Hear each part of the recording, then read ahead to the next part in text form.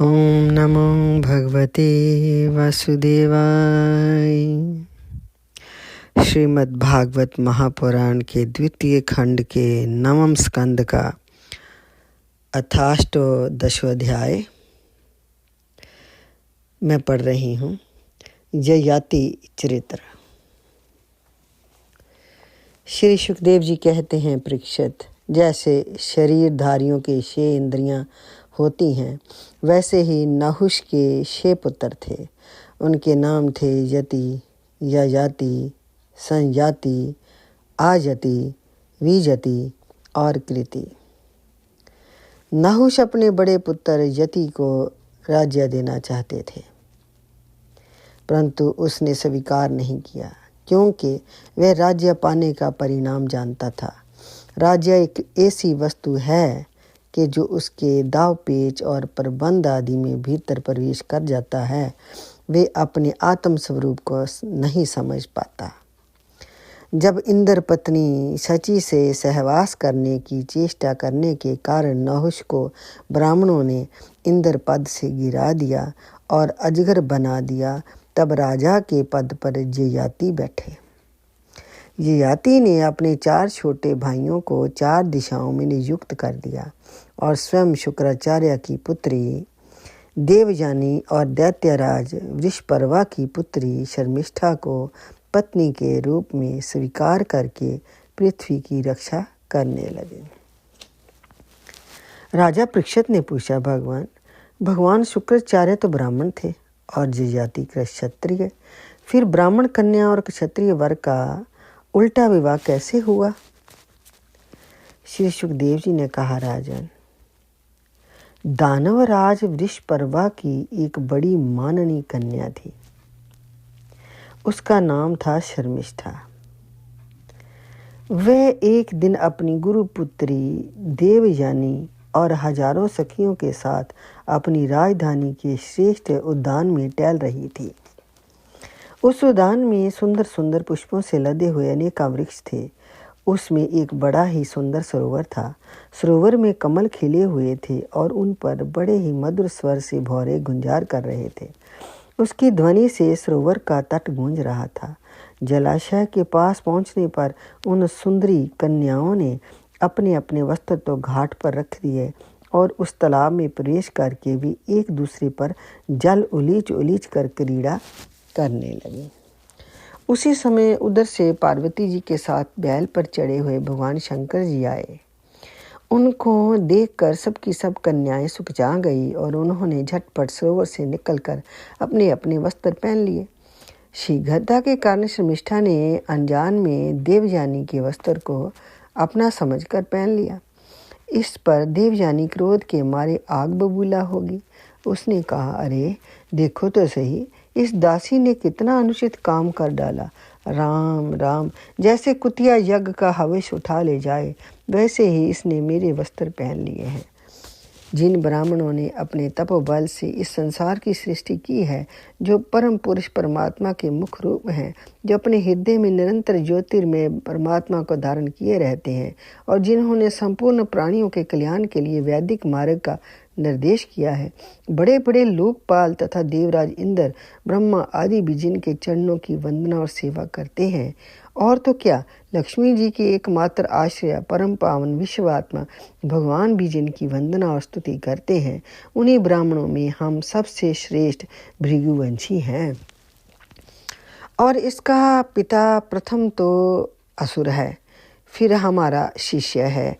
इस पर भी इस दुष्टा ने जैसे शूद्र वेद पढ़ ले, उसी तरह हमारे कपड़ों को पहन लिया है। जब देवयानी इस प्रकार गाली देने लगी, तब शर्मिष्ठा क्रोध से तिलमिला उठी। वे चोट खाई हुई नागिन के समान लंबी सांस लेने लगी। उसने अपने दांतों से होंठ दबाकर कहा, भिखारन, तू इतना बहक रही है, तुझे कुछ अपनी बात का भी पता है? जैसे कोए और कुत्ते हमारे दरवाजे पर रोटी के टुकड़ों के लिए प्रतीक्षा करते हैं, वैसे ही क्या तुम भी हमारे घरों की ओर नहीं ताकती रहती? शर्मिष्ठा ने इस प्रकार बड़ी कड़ी कड़ी बात सुनाकर गुरुपुत्री देवयानी का तिरस्कार किया और क्रोधवश उसके वस्त्र छीन कर उसे कुएं में ढकेल दिया। शर्मिष्ठा के चले जाने के बाद संयोगवश शिकार खेलते हुए राजा ययाति उधर आ निकले। उन्हें जल की आवश्यकता थी, इसलिए कुएं में पड़ी हुई देवयानी को उन्होंने देख लिया। उस समय वे वस्त्रहीन थी, इसलिए उन्होंने अपना दुपट्टा उसे दे दिया और दया करके अपने हाथ से उसका हाथ पकड़कर उसे बाहर निकाला। देवयानी ने प्रेम भरी वाणी से वीर ययाति से कहा, वीर शिरोमणि राजन, आज आपने मेरा हाथ पकड़ा है। अब जब आपने मेरा हाथ पकड़ ही लिया, तब कोई दूसरा इसे न पकड़े। वीर श्रेष्ठ, कुएं में गिर जाने पर मुझे जो आपका अचानक दर्शन हुआ है, ये भगवान का ही किया हुआ संबंध समझना चाहिए। इसमें हम लोगों की या और किसी की मनुष्य की कोई चेष्टा नहीं है। वीर श्रेष्ठ, पहले मैंने बृहस्पति के पुत्र कच्छ को शाप दे दिया था, इस पर उसने भी मुझे शाप दे दिया। इसी कारण ब्राह्मण मेरा पानी ग्रहण नहीं कर सकता। ययाति को शास्त्र प्रतिकूल होने के कारण ये संबंध अभीष्ट तो न था, परंतु उन्होंने देखा कि प्रारब्ध ने स्वयं ही मुझे ये उपहार दिया है और मेरा मन भी इसकी ओर खींच रहा है, इसलिए ययाति ने उसकी बात मान ली। वीर राजा ययाति जब चले गए, तब देवयानी रोती पीटती अपने पिता शुक्राचार्य के पास पहुंची और शर्मिष्ठा ने जो कुछ किया वे सब उन्हें क्या सुनाया। शर्मिष्ठा के व्यवहार से भगवान शुक्राचार्य जी का मन उछट गया। वे प्रोहताई की निंदा करने लगी। उन्होंने सोचा कि इसकी अपेक्षा तो खेत या बाजार में कबूतर की तरह कुछ बीन कर खा लेता अच्छा था। अतः अपनी कन्या देवयानी को साथ लेकर वे नगर से निकल पड़े। जब वृषपर्वा को ये मालूम हुआ तो उनके मन में ये शंका हुई कि गुरुजी कहीं शत्रुओं की जीत ना करा दें अथवा मुझे शाप ना दे दें। अतः वे उनको प्रसन्न करने के लिए पीछे पीछे गए और रास्ते में उनके चरणों पर सिर के बल गिर गए। भगवान शुक्राचार्य का क्रोध तो आधे ही क्षण का था। उन्होंने वृषपर्वा से कहा, राजन, मैं अपनी पुत्री देवयानी को नहीं छोड़ सकता, इसलिए इसकी जो इच्छा है तुम पूरी कर दो, फिर मुझे लौट चलने में कोई आपत्ति ना होगी। जब ऋषपर्मा ने कहा ठीक है कहकर उनकी आज्ञा स्वीकार कर ली, तब देवयानी ने अपने मन की बात कही। उसने कहा, पिताजी, मुझे जिस किसी को दे दें और मैं यहाँ कहीं जाऊँ, शर्मिष्ठा अपनी सहेलियों के साथ मेरी सेवा के लिए चले। शर्मिष्ठा ने अपने परिवार वालों का संकट और उनके कार्य का गौरव देखकर देवयानी की बात स्वीकार कर ली। वे अपनी 1000 सहेलियों के साथ दासी के समान उसकी सेवा करने लगे। शुक्राचार्य ने देवयानी का विवाह राजा ययाति के साथ कर दिया और शर्मिष्ठा को दासी के रूप में देकर उनसे कह दिया, राजन, इसको अपनी सेज पर कभी ना आने देना। परीक्षित, कुछ ही दिनों बाद देवयानी पुत्रवती हो गई। उसको पुत्रवती देखकर एक दिन शर्मिष्ठा ने भी अपने ऋतुकाल में देवयानी के पति ययाति से एकांत में सहवास की याचना की। शर्मिष्ठा की पुत्र के लिए प्रार्थना धर्म संगत है। ये देखकर धर्मज्ञ राजा ययाति ने शुक्राचार्य की बात याद रहने पर भी यही निश्चय किया कि समय पर प्रारब्ध के अनुसार जो होना होगा हो जाएगा। देवयानी के 2 पुत्र हुए, जदु और तुर्वसु, तथा वृषपर्वा की पुत्री शर्मिष्ठा के 3 पुत्र हुए, द्रुह, अनु और पुरु। जब माननीय देवयानी को ये मालूम हुआ कि शर्मिष्ठा को भी मेरे पति के द्वारा ही गर्भ रहा था, तब वे क्रोध से बेसुध होकर अपने पिता के घर चली गई। कामी ययाति ने मीठी मीठी बातें, अनुय, विनय और चरण बदवाने के आदि के द्वारा देवयानी को मनाने की चेष्टा की। उसके पीछे पीछे वहां तक गए भी, परंतु मना ना सके। शुक्राचार्य जी ने भी क्रोध में भरकर ययाति से कहा, तू अत्यंत स्त्री लंपट, मंद बुद्धि और झूठा है। जा, तेरे शरीर में वे बुढ़ापा आ जाए जो मनुष्यों को कुरूप कर देता है। ययाति ने कहा, ब्राह्मण, आपकी पुत्री के साथ विषय भोग करते करते अभी मेरी तृप्ति नहीं हुई है। इस शाप से तो आपकी पुत्री का भी अनिष्ट ही है। इस पर शुक्राचार्य जी ने कहा, अच्छा जाओ, जो प्रसन्नता से तुम्हें अपनी जवानी दे दे उससे अपना बुढ़ापा बदल लो।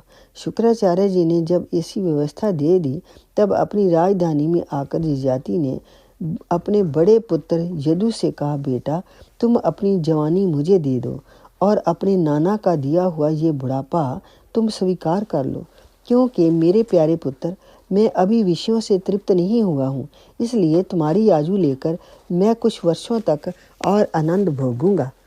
यदु ने कहा, पिताजी बिना समय के ही प्राप्त हुआ आपका बुढ़ापा लेकर तो मैं जीना भी नहीं चाहता, क्योंकि कोई भी मनुष्य जब तक विशेष सुख का अनुभव नहीं कर लेता तब तक उसे उससे वैराग्य नहीं होता। परीक्षित, इसी प्रकार तुर्वसु, द्रुह और अनु ने भी पिता की आज्ञा अस्वीकार कर दी। सच पूछो तो उन पुत्रों को धर्म का तत्व मालूम नहीं था। वे इस अनित्य शरीर को ही नित्य मने बैठे थे। अब यजाति ने अवस्था में सबसे छोटे किंतु गुणों में बड़े अपने पुत्र पुरु को बुलाकर पूछा और कहा, बेटा अपने बड़े भाइयों के समान तुम्हें तो मेरी बात नहीं टालनी चाहिए। पुरु ने कहा, पिताजी पिता की कृपा से मनुष्य को परम पद की प्राप्ति हो सकती है। वास्तव में पुत्र का शरीर पिता का ही दिया हुआ है। ऐसी अवस्था में ऐसा कौन है जो इस संसार में पिता के उपकारों का बदला चुका सके। उत्तम पुत्र तो वह है जो पिता के मन की बात बिना कहे ही कह दे। कहने पर श्रद्धा के साथ आज्ञा पालन करने वाले पुत्र को मध्यम कहते हैं। जो आज्ञा प्राप्त होने पर भी अश्रद्धा से उसका पालन करे वे अधम पुत्र है, और जो किसी प्रकार भी पिता की आज्ञा का पालन नहीं करता उसको तो पुत्र कहना ही भूल है। वे तो पिता का मलमूत्र ही है। परीक्षित, इस प्रकार कहकर पुरु ने बड़े आनंद से अपने पिता का बुढ़ापा स्वीकार कर लिया। राजा यजाति भी उसकी जवानी लेकर पूर्ववत विषयों का सेवन करने लगा। वे सातों द्वीपों में एक छत्र सम्राट थे। पिता के समान भली भांति प्रजा का पालन करते थे। उनकी इंद्रियों में पूरी शक्ति थी और वे यथा प्राप्त विषयों का यथेष्ट उपभोग करते थे। देवजानी उनकी प्रियतम पत्नी थी। वे अपने प्रियतम यजाति को अपने मन, वाणी, शरीर और वस्तुओं के द्वारा दिन दिन और भी प्रसन्न करने लगी और एकांत में सुख देने लगी। राजा यजाति ने समस्त वेदों के प्रतिपाद सर्वदेव स्वरूप यज्ञ पुरुष भगवान श्रीहरि का बहुत से बड़ी बड़ी दक्षिणा वाले यज्ञों से जजन किया। जैसे आकाश में दल के दल बादल दिखते हैं और कभी नहीं भी दिखते हैं, वैसे ही परमात्मा के स्वरूप में ये जगत स्वप्न, माया और मनोराज्य के समान कल्पित है। ये कभी अनेक नाम और रूपों के रूप में प्रतीत होता है और कभी नहीं भी। वे परमात्मा सबके हृदय में विराजमान है। उनका स्वरूप सूक्ष्म से भी सूक्ष्म है। उन्हीं सर्वशक्तिमान सर्वव्यापी भगवान श्री नारायण को अपने हृदय में स्थापित करके राजा यजाति ने निष्काम भाव से उनका जजन किया। इस प्रकार 1000 वर्ष तक उन्होंने अपनी उस श्रृंखला इंद्रियों के साथ मन को जोड़कर उसके प्रिय विषयों को भोगा, परंतु इतने पर भी चक्रवर्ती सम्राट यजाति भोगों से तृप्ति न हो सकी। इति श्रीमद्भागवत महापुराणे के 9वें स्कंद का 28वां अध्याय संपूर्ण। ओम नमो भगवते वासुदेवाय।